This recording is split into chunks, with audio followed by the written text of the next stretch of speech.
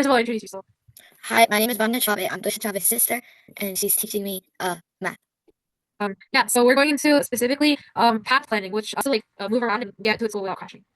But it's making up these tiny decisions every second. So it's not just planning once, it's changing its plan over and over again. So like 10 times every second. That way if something changes, the person steps into the road, the car can stop or change the direction fast. And the way it does this is that it has you learn functions in math, right? Yeah.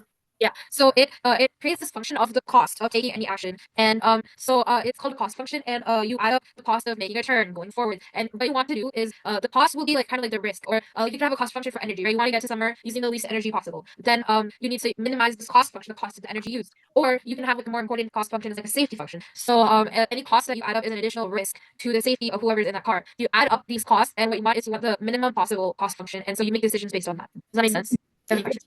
No. What? Do you don't have any questions? Oh, I have one question. What? How does it cost money to turn?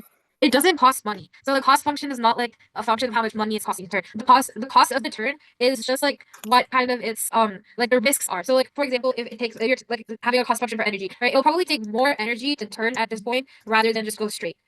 So yeah, so that's what the cost function is like. It takes more energy to turn. But maybe if you go further, like obviously like to get to where you want to go, you have to make that turn. If you go further and make that turn, maybe the cost will be more. So maybe right now is like you want to turn, so you can avoid having that extra cost, more energy used when you turn later. But or maybe when you go turn right now, it'll be like a less cost. So it'll be or no, like when you turn later, it'll be less cost. So, like maybe right now it'll take more energy to turn here. Maybe it's like a sharper turn. It'll take more energy to turn, and in the future, like it'll take less energy to turn. So if you want to go forward and then turn, so it kind of calculates like, oh, how much energy will take. Like for example, if the cost function is based on energy, or it could say, oh, this here is a much sharper turn. It's much riskier for the passengers in the car to turn right now. But if you turn later, you can plan out that turn more. So it'll be a much smoother turn. So then the cost of the safety, is going to be much higher if you turn right now rather than if you go forward. So it's just kind of seeing how safe will it be, and the cost is the risk. Yeah, so it creates a 3D model, right? And then what it can do is it can plan out like, oh, there's an obstacle. So I guess you don't know what a vector field is, I right? know what a vector is. You know what a vector is. A vector field is a bunch of vectors, right? And they can point in like a Okay. certain. You A don't know vector what is a direction. a direction and a quantity. So basically there's a function. I can say like a function u of x comma y, and instead of giving me a value, it just gives me a vector. Does that make sense? No. So if I plug in a certain x and y here, instead of giving me a point that I can plot on this graph, it'll give me a vector. Yeah, and then if you like make these and draw these vectors at every single point, maybe you can get like something like this, right? And this would be a vector field. So I'm just plugging in like values of the x and y values, and it can create like a lot of different types of fields. This is just like a very simple example. And so a lot of one thing this is used for is like fluid, like to map like how like water is flowing instead of like a function of like a line, right? You might want to show it in forms of a vector. Does that make sense? Yeah. So one thing that this is a more advanced topic, so I won't be like mad if you don't understand. But one of the things you can use is that you can make like a force field of kind of the goal and the obstacle. So one vector field is called u goal, and this is high away from your goal. So it's higher away from your goal and lower near to your goal. So you want this to be low is to get to goal. And then you have another function u obstacle. I'm gonna say u obs obstacle x comma y, and this is high near obstacles and low away from them. So low to get away from obstacles. And so you can just add these two. You can add u goal and u obs to get u of x comma y, and that gives you the path that you want to follow. Does that make sense? So make a vector field. Like this vector field, it's pretty obvious you want to follow this path, right? Why? Because all the vectors are pointing that way. One vector points that way, one vector points that way. Does that make this? One starts from here. You want to draw it and then show me? Sure. Okay. You need to draw it on paper because I don't know how to. See, they never cross. What do you mean never cross? Yeah. Okay. So then let me think about that. Yeah, so like I showed you over here, like it's obviously not going like in the like aligning with any of them. Like, so these two kind of look like what you showed me. It's just kind of going in this general path, and like depending on where it starts, that also affects like where it's gonna end, like what it's gonna end up following. But it just goes in the general path of these. They're going both completely different directions. No, it's going okay. So if you actually expand this a bit more, like if it started here, right, it would go probably like that. But since it started like here, it's going that way, and if it starts here, I think I kind of get it. yeah, and then finally, like this is just one example of how it like uses like a cost function. Another way is that it can just like add up all the costs at a certain like every single point. So it take and then in the end, what it does is that it makes these costs because there's not just a cost for the safety. There's a cost for the energy that you use. There's also a cost for the comfort. So you don't want to be suddenly accelerating and like throwing all the passengers forward. Yeah. So it takes all these costs and it uses them as a constraint for the path function and kind of calculates the optimal route based on that, and that's called MPC or model predictive control. And yeah, that was an introduction to path planning, and I hope you understood that. Yep. Yeah, thank you for sitting through this lesson and goodbye. Goodbye. you want to introduce yourself? Yeah, my name's Colin Lambert. I'm a senior at Amador, and yeah, Right, calculus BC student. yeah, Yeah. I think everyone knows who I am. So nice to meet you. yeah, nice to meet you. So I guess today we're gonna be talking about multivariable calculus in path planning. And so since you are in calculus, you would know like integrals and stuff and like derivatives. And also since you are like interested in math beyond that, you probably know like a lot of the concepts we're gonna be talking about. Okay, Right? sure. Yeah. Okay. The Jacobian matrix of the motion model is used to linearize and predict the vehicle's next state. So to calculate like the Jacobian is that if you have a transformation with like x equals to like g of u and v and like y is equal to h of u and v, then you can take like the partial derivative of like x and y with respect to u and v, and that will be like this matrix. And you've gone over matrices in calculus, so you know what I'm talking about. So the Jacobian itself is it the determinant as well, or just the matrix? It's I think it's just a matrix, or actually, Because that's the determinant that you showed him. oh yeah, true. So there's like a Jacobian matrix, and then I think the Jacobian itself is just the the determinant of that matrix. Right. Yeah, moving on. Yeah, so that's you can take the Jacobian uh or you can take the Jacobian of that and like use it to linearize and predict the vehicle's next state, like what the vehicle is going to be doing next. And so like then like, you can and then the next topic we're going to talk about is like there's like the cost function, right? And the cost function like it's like literally what it just sounds like. It's the kind of cost like you're in macro, right? So you talked about like opportunity cost, like the cost of whatever it does next. And the vehicle's goal is basically just to minimize this opportunity cost. And so the gradient of this cost function points to the direction of the steepest increase. And so you can use that to like minimize costs. Yeah.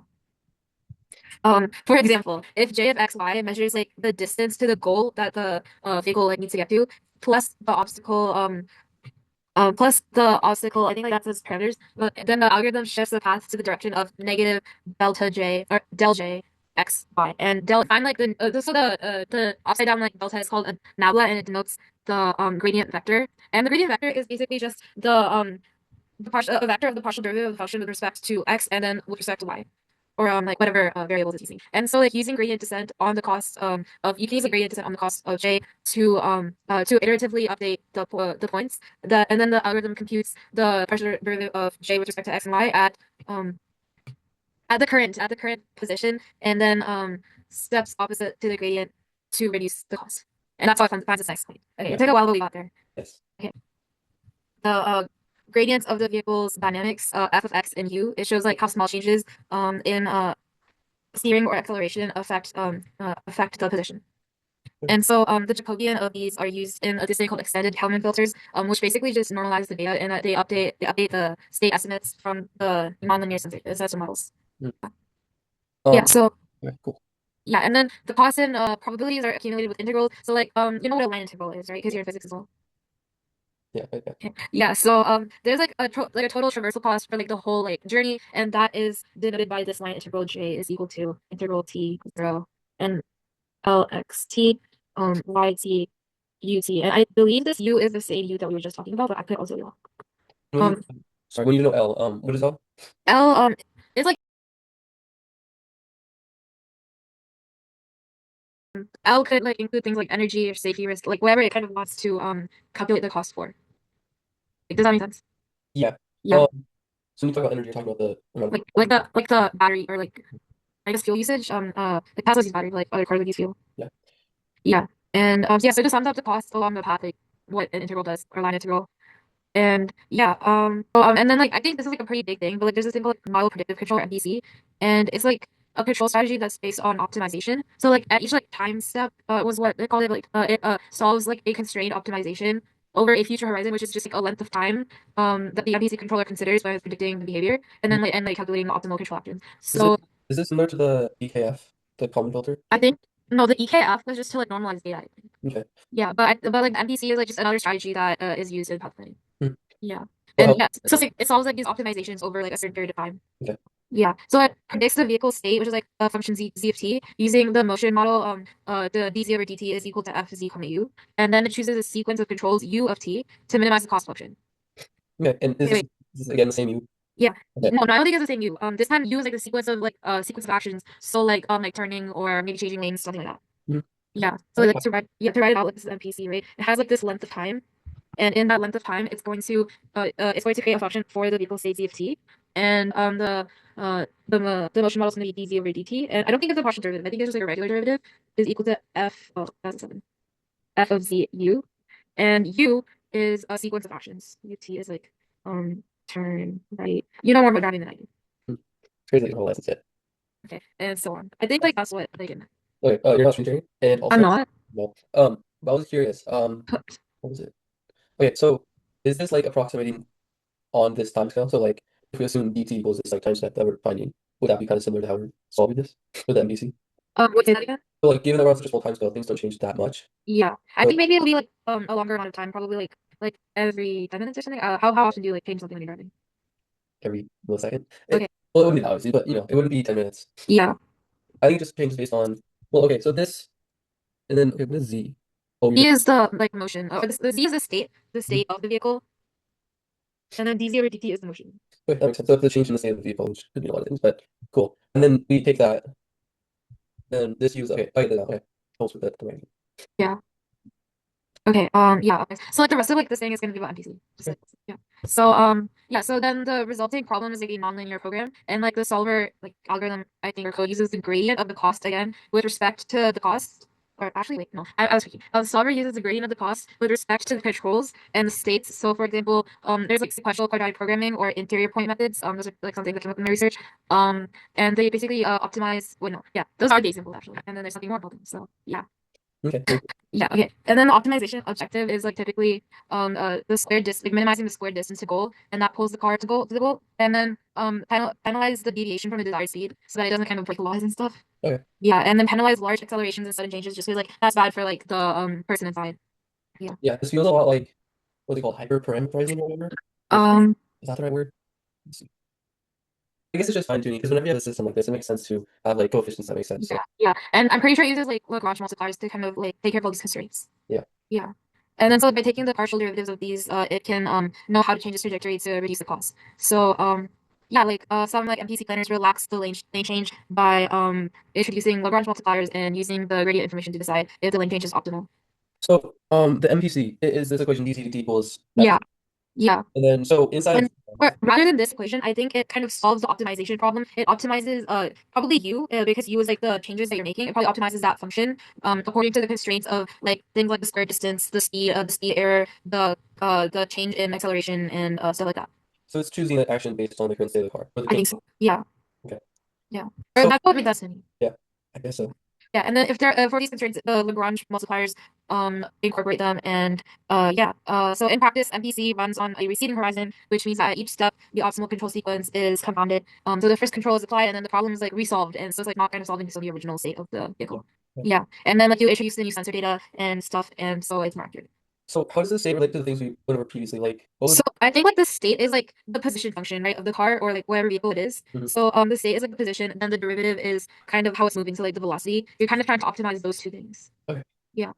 And then how does it relate to what was it earlier? The J that you had, the cost? J was a cost function. So I think you're again using a cost function in this as well. There's like a J of t or something, and you're trying to minimize that again. So that's one of the constraints that you use like the Lagrange multiplier for. Yeah, that makes sense. Yeah. When you say dz/dt is like a function f, Yeah. does this mean that So yeah, it's a function of like the state and whatever you do next. I think that makes sense, right? okay, that makes sense. Yeah, yeah. Okay, cool. I understand that, yeah. Yeah. Okay. Okay. Yeah. Thanks for talking to me. That was like Yeah, thank you for sharing. This is extremely interesting now. yeah. The actual reason why I was like interested in this was because I wanted to make a self-driving submersible. Really? Yeah. So you're just gonna take away the job of AV bots, is what you're saying. Yes, that's exactly what I'm saying. AV bots. I hate that ever since they rejected me. Oh, cool. That's great. Okay. Yeah. Okay, bye. Thank you. Yeah. Thank you. Say my grade. Anytime, yeah. Do you want to get started by kind of talking about your role at Waymo and Cruise? Sure. So I'm actually I'm currently working in GM at Cruise. So Cruise used to work on self-driving cars, and now it's incorporated with GM. And so similar to Tesla, it's now working on driving assist technologies in L2 and L3 level autonomous driving for GM cars. Before this, I used to work at Waymo. And Waymo was working on L4 level, so like completely autonomous driving for robo taxis. So my job has been working across prediction and time problems, which is essentially figuring out how to build technologies, so predicting what happens on the road as how the car should drive. Can you talk a little bit about like beyond like this like research, like what companies actually do in these like systems? So let me go into more details of like how these Yeah. systems actually work. So just talking about the planning problem. So as I mentioned earlier, like there's you can do this hierarchy of decision making. So as a driver, like as if you're on the road, think of like hey, there's suppose there's an object in front of you or a car going at a slow speed in front of you. Now your decision like should I go to the left of this object, should I stay behind this object, should I go to the right of this object? And when you look at this, this is a combinatorial explosion of choices. So there's some kind of a discrete combinatorial space that you want to explore. Now once you made this, just like the highest level decision making. Now once you made a decision, okay, I'm going to steer left. Then there's a space of trajectory that you can take. Like you start with lane changing, go to a separate lane, and then kind of try to merge back into the lane. Or if you're staying behind the lead you can slow down while maintaining some adaptive buffer. Now each of these could be kind of converted into some kind of optimization problem as well. And the third level is in this hierarchy is the controls layer where you're saying, okay, I want to follow this trajectory of slowing down, maintaining an extended buffer. How exactly should I translate that to the controls or like breaking throttling CI to actually execute that? Now if you start bottom up at the bottom level, you apply extended control thread kind of algorithms. There's a long history of them. So a lot of the companies are using things like LQR or IQR, which is a linear quadratic regulator. And the idea is that you simplify your state space with LQR. You simplify your state space to be to have linear dynamics. So given state in action, your future state is a linear function of the current state in action. And your rewards are quadratic as well. So quadratic functions of your control and your current future state. And then with that formulation, you are able to actually come up with a closed form solution. So actually, I will show you just a teaser of how the math looks like. Maybe that will kind of also motivate and mapping back to class sets that you might have come across. So let's just give us.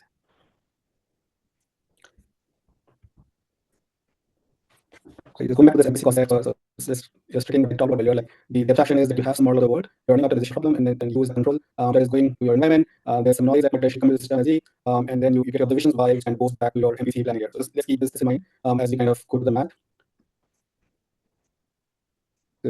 Yes, I can see it. Okay, so here's a math. Don't do much about derivation, but it's kind of give you a high level understanding of like how these things are all related. So xt is the state of the world at time t, and uk is the control that's applied at a certain time, and then xk plus one is the beta. I think the subscripts are incorrectly specified. Xk plus one is the future state that comes as a result of applying that control. So this kind of linear formulation that I was talking about is your future state is a linear combination of your current state and your control A and B are matrices and xt and uk are vectors. So these are all vector matrix operations. So this is dynamics and then the J is the cost function that I want to optimize. So over the instant that you take, you can have sum your a quadratic function of the state at each step and a quadratic function of the control at each step. And the final state, so these formations typically can assume there's a final state that you terminate, and so there's no control point, and then you apply like another cost function of the final state. So the idea is to optimize the function, and it turns out that you can have this long kind of math and cross partial derivatives, setting variance to zero and so on, and then kind of whenever you have to use kind of work backwards in time from your final state, and then you can derive like optimal control at each kind of step as a function of the future states and future estimate of the future cost. And then using again calculus concepts, we can come up with the closed form solution of this particular problem setting. So you can figure out like, start from some state and given these cost matrices, what control we apply at each step. Now this is good, like you have a closed form solution, it's extremely efficient and simple to run, it's extremely understandable, very robust, we talk about business and these coming from this. But how practical is in real world? Like, do you have this sort of linear and quadratic? Yes and no, like there are real systems that kind of all real systems that follow this diagram, but this is driving domain and like even the scenario like say cruise control or a car, things are very non-linear. So what do you do in that case? So there's some extension of this which is called ILQR.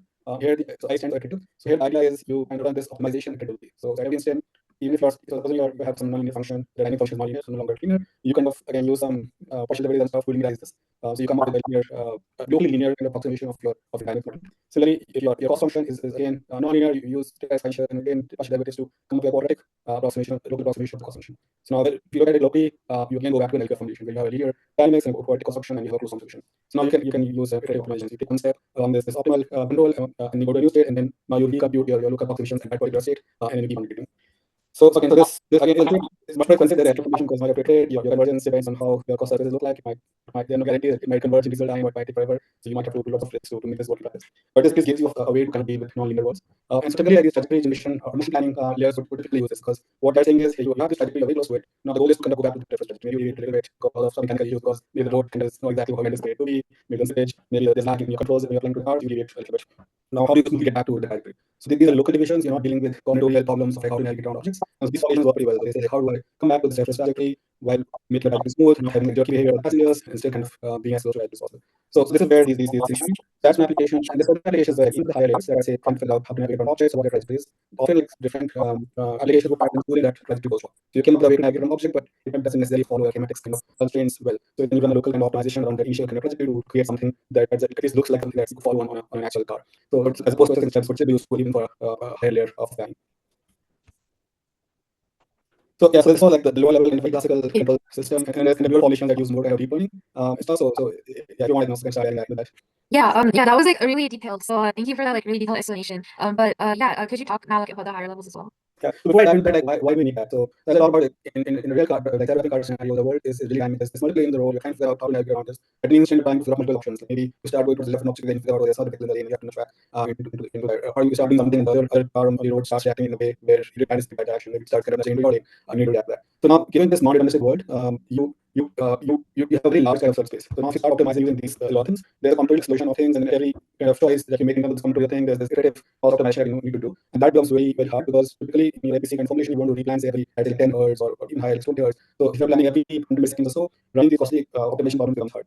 So with that motivation, people then started going back to the drawing board, saying like, hey, what can we do here? Can we have some interface that is time bound and has kind of still has good guarantees in terms of being able to solve this problem? And so that's why we started running into deep networks. And the idea is like, given a state of the world, there is some optimal action, you don't know what it is, but if you solve enough of these problems across different kind of layouts of the world, you can start distilling that knowledge into some network, and this network will be a highly nonlinear function of your state. Can it still plug into this nonlinear function that is able to handle all sorts of scenarios and give you study solutions?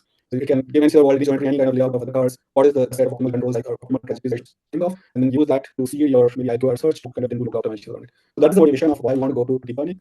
And before we dive into that, let's kind of talk about what this technology looks like in terms of being able to solve this problem, and what is that presentation of the abstract representation of the world in a deep learning setting. So similar to the LQ bar convolution, we again have the state space and reward model. So you have states, every state you're getting some reward. You have an agent, which is your whatever say if you want, which is deciding the action. Now these agents are actually running, say, they're running inference on a deep network to give you a say probability distribution across actions. Everything here becomes stochastic. Like there's no single answer here. You probably get it. A distribution as an output, and you are sampling from that to figure out what the actions are. Once you decide an action, you apply the action, and this is where the environment comes in. So this environment may be a real world environment where you apply the action on an actual car, or this environment might be simulated ones, you're running this in a simulator, and then you can select if I apply this action, what happens to the real world. And similar to what the cycle of a deep learning that happens is what is like. So now with this formulation, what is optimization type? So in the earlier formulation, we saw that the cost function was some cost times steps of some quadratic functional cost. Here things are more general. So you assume that there's an arbitrary reward function R. Tau here represents a path, a trajectory. So given a trajectory, you get some reward along that trajectory. PD of given pi is your probability of following that path. So now what I'm committing is kind of an expectation of this reward, and integral over T is saying that you're taking this expectation over all possible paths. Right? And these paths are being sampled based on some policy. So pi here is a policy which say like what is the probability I want to give to each of these paths. And now the goal is to find what this policy should be. So assume pi is actually a function which is parameterized by some parameters etc. And you want to find this policy where you're able to optimize this function to maximize your rewards. So this becomes a little more formulation that you're looking at an expectation or alternative and you're trying to optimize a distribution as opposed to saying like, hey, give me a closed form kind of control formulation. And this expectation can start running over all ways in which the environment can also react. You're saying like, oh, I take an act, when I start following the path, this is how the gradient react. Now also kind of factor that into that word, like all possible ways which the world can react to what you do. So that's why you want to kind of have this notion of taking expectation across everything, because you don't want to optimize just for one outcome. You want to kind of then it can actually want to think of all possible ways in which you might get a new state and then experience a new challenge.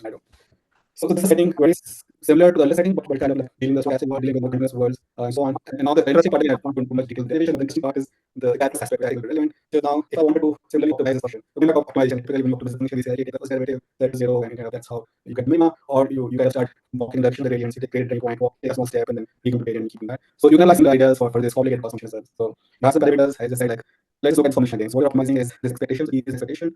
Expectation speaking about paths. Tau that is coming from this policy pi, and pi is parameterized by theta. So that's what notation means. Like, and you want to find out what the parameters theta are, so that to maximize the expectation of the reward over tau. So expected value of the reward over all the paths, given your probability distribution, and you want to maximize the reward. You want to find parameters to maximize the expectation.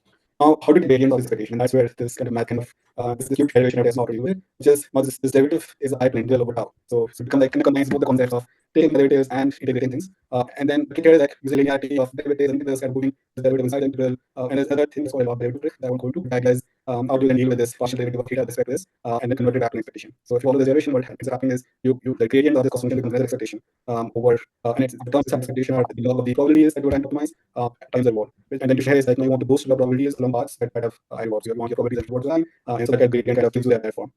And then once you have this, now you can estimate this expectation by taking examples. So Monte Carlo something and so on, using those kinds of techniques. Now you can start estimating your gradients to optimize your values here. So this is a very policy gradient. I think there's many ways to other ways to kind of run optimization of these networks. But stepping back, the idea is like find some parameterization policy and come up with this non-linear deep network. Take lots of kind of demonstration data, take lots of simulated data throughout this network, run these gradient-based kind of optimizations of other kind of things to run algorithm, and come up with the parameterization that kind of best explains the data that you have provided. And once you have done that, you come up with a much more kind of time-bound way of solving arbitrary kind of planning problems. Expectation, again, there's no hard guarantee set, but expectation is able to solve a large kind of class of problems in an approximate way.